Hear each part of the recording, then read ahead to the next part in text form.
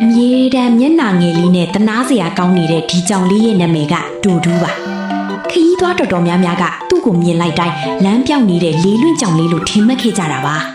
အကြောင်းရင်းကတော့တောင်တက်သမားတွေဟာတောင်ဝမ်းတစ်ဝက်လောက်မှာဒိုဒူးကိုခဏခဏတွေ့တတ်ကြပြီးသူ့လမ်းပြောင်းနေတဲ့အထင်နဲ့စေတနာရှိထားပြီးတောင်အောက်ကိုပြန်ချီသွားတတ်ကြလို့ပါပဲ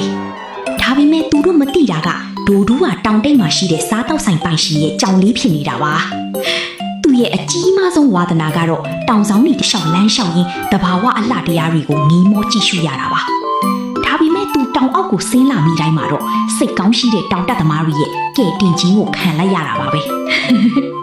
ဒါဟာဒိုဒူးအတွက်တော့တကယ်ကိုစိတ်ပြက်စရာတန်တရာကြီးပါပဲတောင်အောက်ကိုချီသွားခံလိုက်ရလိုက်ပြီးရင်အိမ်ပြန်ရောက်အောင်တောင်ပေါ်ကိုပြန်တက်လိုက်နေပေါ့အဆိုးဆုံးတစ်ရက်မှာဆိုရင်သူဟာတနေ့တည်းမှာတင်တောင်အောက်ကို3ချိန်တောင်အချီခံလိုက်ရပါတယ်နောက်ဆုံးမှာတော့ပိုင်ရှင်ဖြစ်သူကဒိုဒူးရဲ့လေဘေးမှာကျွန်တော်လီလွင့်ကြောင်မဟုတ်ပါဘူးဆိုတဲ့ကပ်ပြားလေးချိတ်ပေးလိုက်ရပါတော့တယ်အဲ့ဒီအချိန်ကမှပဲဒိုဒူးဟာတောင်ပေါ်ကရှုခင်းကြီးကိုအနှောက်အယှက်ကင်းကင်းနဲ့အီးအီးစီစီကြည့်ရှုနေ